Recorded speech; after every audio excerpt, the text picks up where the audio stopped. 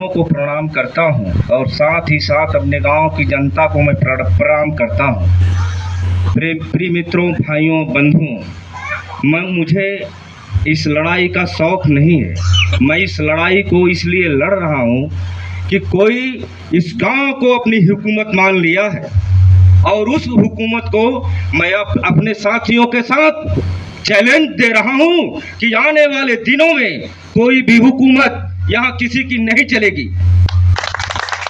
मैं चैलेंज देता हूं कि अगर कोई हुकूमत हमारी गांव की निरीह जनता पर करेगा तो आने वाला पहला सिर मेरा कटेगा, इसके बाद ही वो हमारे गांव की जनता पर हुकूमत करेगा। प्रिय मित्रों, भाइयों, बंधुओं, मैं जितने दिन तक जिंदा हूं आपके आंसुओं को मैं गिरने नहीं दूंगा। मेरी पहली प्राथमिकता रहेगी कि अगर गरीब मेरे सामने रोएगा तो जिसके लिए रोएगा उसको मैं बर्बाद करके रख दूंगा। प्रिय मित्रों, भाइयों, बंधुओं, आज स्वतंत्रता दिवस है। पंडित चंद्रशेखर आजाद को पंडित चंद्रशेखर आजाद कोई नहीं कहता, उन्हें लोग कहते हैं कि चंद्रशेखर आजाद। तो किसी क्रांतिकारी की कोई जात नहीं होती, कोई धर्म नहीं होता, कोई संप्रदाय नहीं होता, उसके लिए उसका देश होता है। आप लोग अब तक आतंकवाद सुने होंगे, धर्मवाद सुने होंगे, जातिवाद सुने होंगे, लेकिन आज मैं आपको बता रहा हूं कि इस देश में मंत्रीवाद है। मंत्रीवाद का मतलब आप समझ रहे हो कि कोई भी नेता आज जनता के विश्वास पर खरा उतरने वाला नहीं है। वह मंत्री, मिनिस्टर, विधायक बनने के लिए अपने आप को बेचने के लिए तैयार है। प्रिय मित्रों, जब ये पीड़ा होती है तो कहता हूं कि मैं तो एक गांव को आजाद नहीं करा पा रहा हूं तो मैं देश की क्या बात करूं। मेरे सामने लोग देश विदेश की बात करते हैं, लेकिन क्या गांव में उस चीज को महसूस नहीं कर रहे हो कि गांव में क्या हो रहा है? क्या गरीब के साथ छल नहीं हो रहा है? एक अनपढ़ अंजान चांद का राजभर, वो विवशतावश उसके पास उतनी कैपेसिटी नहीं है कि अपने दुख को अपने अंदर रख सके, लेकिन उसके बाद भी उसने जो सच्चाई यहाँ बयान किया वो सराहनीय है। आपको बेइज्जत होने से डरना नहीं है, क्योंकि जिस दिन आप बेइज्जत नहीं होंगे आपको इज्जत नहीं मिलेगी।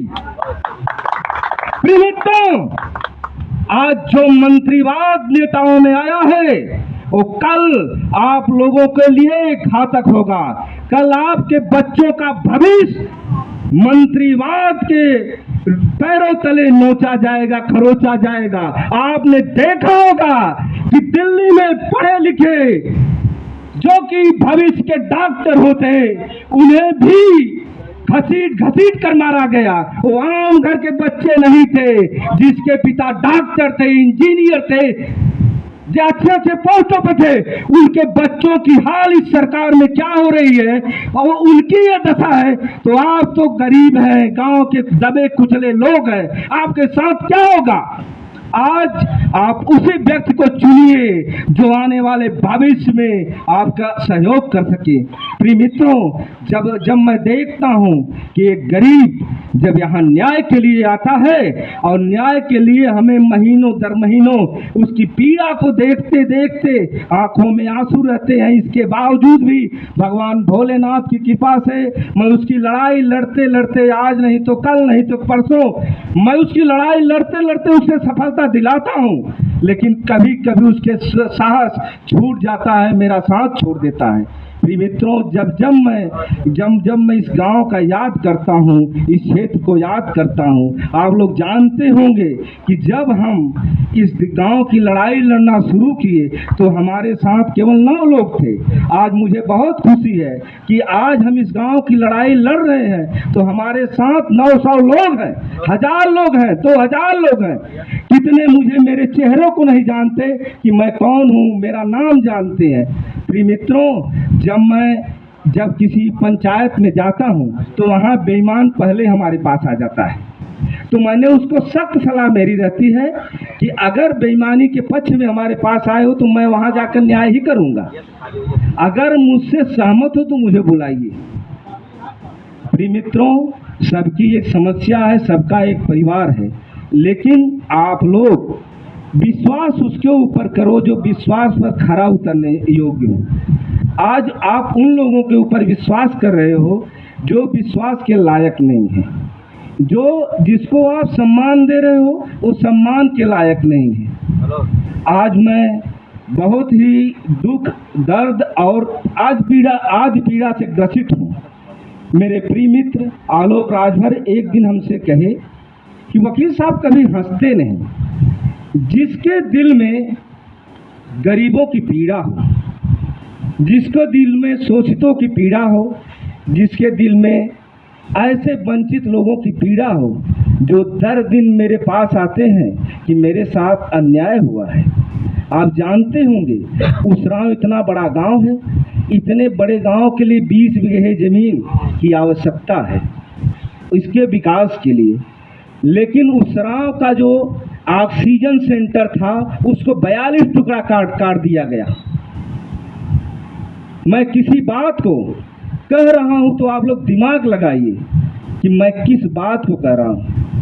उसराव का विकास क्षेत्र जो था, विकास कहां से डेवलपमेंट होगा उसके सीने को चीरा जा रहा है।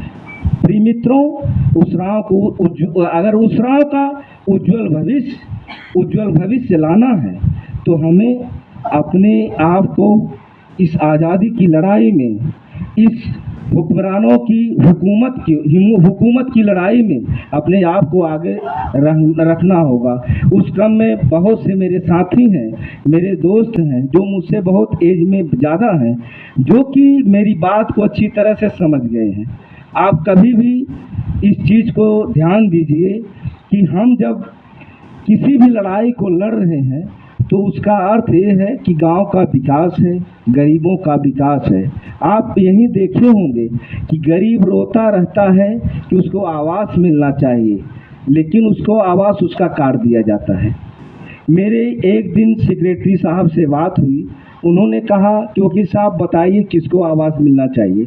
हम कहे आपकी अपॉइंटमेंट उसके लिए हुई है, आप ऐसे व्यक्ति को आवास दीजिए जो कि कभी जीवन में घर न बना सके। मुझे किसी की पैरवी कैसे करूं, आप उस क्षेत्र में हैं, मैं वो कचहरी जाने वाला व्यक्ति हूं। कचहरी में ऐसे ऐसे लोग हमारे साथ गए, जब उनके हमने काम लोग को कराया तो रोने लगे हमारे। जब उनके अतिक्रमण को हमने रुकवाया तो हमारे साथ रोने लगे कि वकील साहब आप इतने, कभी कभी मैं 3-3 घंटे 2-2 घंटे पानी नहीं पीता जब तक कि मेरे भाई को दुख दर्द उसका पीड़ा खत्म न हो जाए। ऐसे परिस्थितियों में हमने आज नेता नहीं बने, हमें न नेता बनने का शौक़ है, लेकिन बहुत लोग परिचित हैं कि नेता मैं क्यों बना, नेता बनने के कारण क्या है। तो मेरे पास ऐसे व्यक्ति आते रहे मेरे पिताजी के पास कि जिनसे मुझे प्रेरणा मिली, और उस प्रेरणा को संतोष भैया आज ने एक बात कहे कि भाई सोबू भाई, आप भी अगर प्रधान पद के उम्मीदवार होंगे, अगर प्रधान जीत जाएंगे, उनकी पीड़ा सही है, क्योंकि अगर एक पिता अपने पुत्र से अपेक्षा करे कि हमारा पुत्र अच्छा हो तो ये सही है, और एक गुरु अपने शिष्य से अपेक्षा करे कि आपको सही काम करना है, ये बात सही है। क्योंकि अगर हम गलत काम करेंगे तो मेरे गुरु का अपमान होगा। बात समझ रहे हैं? तो हमें अच्छी राह, अच्छे संकल्प के साथ इस गांव के उज्जवल भविष्य के लिए काम करना है। ये हमारा गांव है।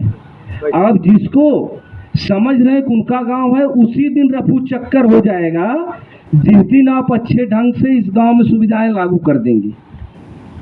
और तब तक यहाँ है बैठा जब तक कि यहाँ माल पानी बचा हुआ है। जिस दिन यहाँ उसको खाने पीने के लिए कुछ नहीं बचेगा, वो समाप्त यहाँ से खुद भाग जाएगा इस गांव को छोड़कर। तो ऐसी परिस्थितियाँ हैं, बहुत ज़्यादा हम बोलेंगे नहीं, क्योंकि हो सकता है कि हमारे भाइयों को या हमारे गुरुजनों को समय न मिल सके मेरे बोलने के कारण।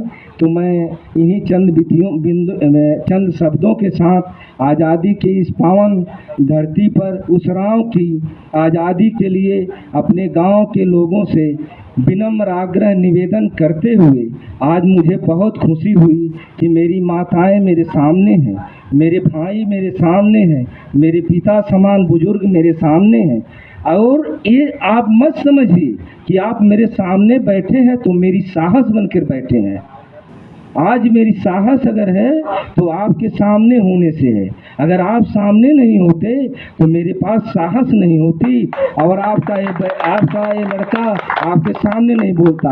क्योंकि अगर साहस नहीं रहेगी, अगर मेरा भाई मेरे सामने नहीं रहेगा, मेरा बंधु मेरे सामने रहेगा, मेरे लोग मेरे सामने नहीं रहेंगे, मेरे साथ नहीं लड़ेंगे, तो मेरे पास पावर नहीं है कि मैं आपकी लड़ाई लड़ सकूं। अगर मुझसे कोई लड़ रहा है तो उसको जानता है कि हम क्या हैं। वो लड़ रहा है मुझसे तो जानता है कि मैं क्या हूँ। अगर तुम अत्याचार करोगे तो मैं उसका विरोध करूँगा। इन्हीं चंद शब्दों के साथ आज़ादी के इस पावन पर्व पर मैं अपने गांव और देशवासियों को विनम्र निवेदन करते हुए अगर कोई त्रुटि हो तो मुझे माफ़ कर दीजिए। मैं अपनी वाणी को विराम देता हूँ। जय हिंद, जय भारत।